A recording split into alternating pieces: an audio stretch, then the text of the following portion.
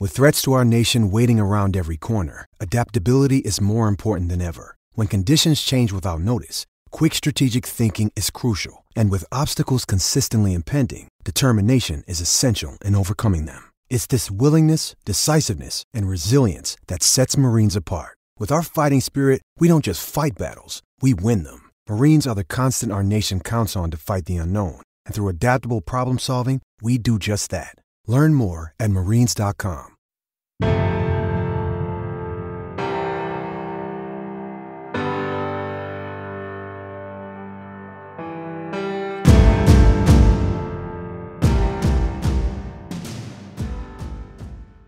Sometimes you don't think about the what ifs. You kind of just be like, okay, this is what they run. We're only going to practice against the stuff they do the most of. And if they do anything else, they're only going to do it a handful of times. We'll live with it. Well, those handful of times, they might bust a touchdown. And now it's a 7-point, and now it's 14-point. And you're like, well, we didn't even practice that. And now you're sitting here, I can't be mad at the guys because I didn't even put it on the script for them to practice. On today's episode, our guests share insight and ideas into how they keep their defense adaptable and unpredictable by building off what they've already done, planning ahead, and creating a toolbox of answers. By borrowing techniques from offensive play calling and constantly adding new elements, you can create a dynamic defense that keeps the opponents on their toes. We are joined by Mars High School head coach Eric Kasperowicz, Heidelberg defensive coordinator Branden Jakubcin, and San Jacinto High School defensive coordinator John Rice. These three coaches share their approaches to progressing their defense as they get into the later part of the season. What you see on tape is a direct reflection of what you teach and how you teach. Video is important, but if you don't teach well, you're not going to like what you see on your video. First Down Playbook has been helping coaches teach better for 13 years. It allows you to present installs, playbooks, and practice cards in half the time with NFL quality. Coaching tools like video pairing, a player app, practice schedules, and wristband sheets have made First Down Playbook a program management system with everything in one place. If you're in a position of leadership with your football program, receive a free 1-week look at First Down Playbook. Call them at 512-814-6158 or visit them on their website or social media. Mention Coach and Coordinator Podcast or use the coupon code COACH24 to receive a $100 discount off the normal $700 First Down Playbook team membership price. Links and the phone number are in the show notes. As coaches, we know that some of the biggest hurdles to our team's success can come from off the field. Your team needs support to tackle the endless list of expenses, uniforms, training equipment, travel, and more. But raising that money can feel like a full-time job. Thankfully, there's Vertical Raise. Vertical Raise is the premier online fundraising platform using innovative technology to create the easiest and most efficient system available. Raise more money in less time with a local fundraising coach who works with your team every step of the way to customize the ideal fundraiser. With options for online donations, digital discount cards, premium product sales, and even spirit shops, Vertical Raise has top-of-the-line solutions for every fundraising style. To find out more, visit verticalraise.com and we'll get you connected with an exclusive offer on your first fundraiser. Mars High School head coach Eric Kasperowicz talks about how defensive coordinators can adopt an approach similar to an offense by packaging plays together. This involves grouping related defensive calls that complement each other and building on them week after week. Pretty similar to how I run my entire defense, the entire program. Is a lot that we take from the offense as well. You know, when I used to coach offense and coordinate the offense and call plays there and kind of packaging things together and, you know, really trying to be efficient in our play calls and our one-word calls and all that stuff that the people are doing on offense now, we really try to do that on defense. And kind of back to your point about being unpredictable is we really try to package things together and having that base of what you do. And then something that we really try to do a lot of is week to week to week to week, adding one or two new things, one or two new wrinkles in that build off each other. So say, for instance, our third down pressure package, we might have 2 or 3, third down calls. 3rd and 8+, we're going to run some version of cover 2 with some pressure and maybe a creeper pressure, playing cover 3 behind it, whatever it would be. And then the next week, we would just keep tweaking them week to week to week to week to week. And all of a sudden by the, mid-season towards the end of the season, now all of a sudden we got 7, 8 calls that are all built off one another. And I think that's a good way not to overload your kids. It's a good way to keep a wrinkle in there. So when your next opponent's breaking down your third down, they think you're going to run a pirate stunt with your Mike backer off the edge. And now all of a sudden we're going to run what looks to be a pirate stunt. And now the Mike's coming inside or whatever it would be, just something that keeps building off what you currently do well. And then before you know, you blink an eye, you got a pretty nice package that, I don't care if it's the high school or college level, will really keep those offenses on their toes. Next, Heidelberg defensive coordinator Branden Jakubcin talks about how he learned the hard way to avoid being caught off guard by unexpected situations.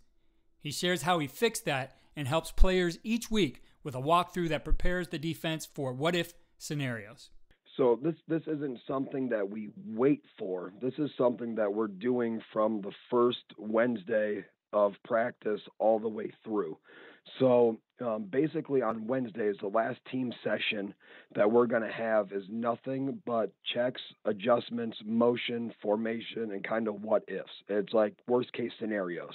And some of it from being a younger coordinator, a couple of years ago, you sit there and sometimes you don't think about the what ifs. You kind of just be like, okay, this is what they run. We're only going to practice against the stuff they do the most of. And if they do anything else, they're only going to do it a handful of times. We'll live with it. Well, those handful of times, they might bust a touchdown.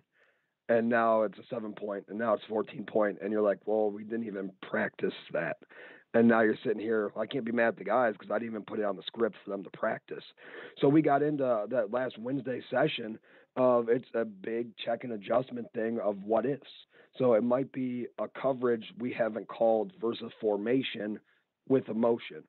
Because we put in a simulated pressure one week, and we got motion out of the backfield to empty.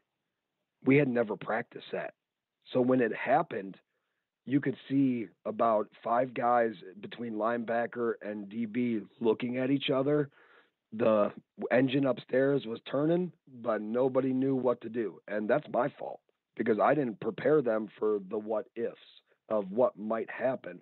And so really, 2 big things come to my mind thinking about this and really helped me was one year we had a check to a certain formation that a team ran. And I called the blitz. And we didn't run the blitz. We ran cover 1. We ended up getting off the field later in the drive, and we came to the sideline, and I asked our senior safety, I said, hey, why didn't we run the blitz? And he said, well, the formation they gave us kind of looked like the formation we practiced on Wednesday, so I just checked cover 1. And I was like, cool, thank you. Thank you for doing that. And then another one that comes to my mind was actually this past year, we were facing a team, and on 4th and 1 the previous week, and this is something they only did one time all year. The previous week, they were in shotgun, they got lined up, and then the quarterback ran under center real quick and tried to, hard count us to get us to jump off sides. And then they backed back up, and then they ran slants. And we saw that the previous week. And yeah, it only happened once, but if you're in a big game and that's 4th and 1 on the 35-yard line going in the score and we need to stop, we should probably practice it because that's their situational play. So we practiced it, and sure enough, our will linebacker knocks down the slant. We get off the field on 4th down, and it's something that, you're not going to sit here and take 20, 30 reps of it, but on Wednesdays, we're going to line it up. We're going to talk about it. So if it does happen, at least we've talked about it, and one person out there might be like, hey, here comes the hard count and the slants, and we don't jump off sides. So when that stuff kind of happens, as a coach, I feel a little bit accomplished, and, it's really on our guys for being able to remember those Wednesdays, team 2, of kind of when we try to give them the most difficult plays. We finished with the defensive coordinator at San Jacinto High School, John Rice. Coach Rice shares his thoughts on facing specialty offenses and the unique challenges they present. He talks about carefully analyzing the schedule and determining the importance of dedicating time to defend against such offenses. I think time efficiency is critical later in the season, and I think you have to be very purposeful in the beginning of the season when you're doing your install when you're formulating, and before that, even when you're formulating your toolbox. And for me, the analogy of your playbook being the toolbox and having specific tools for specific problems, or, they're all answers. And you could use big giant hammers and big giant flathead screwdrivers, and then there are very specialized tools that you're going to need to handle different schemes and nuances that offensive coordinators employ. So I think you need to have those in. You need to install and cover them so that you're not teaching a lot of new concepts to handle special offenses. And you have to have checks built into your offense to handle specialization on the offensive side of the ball.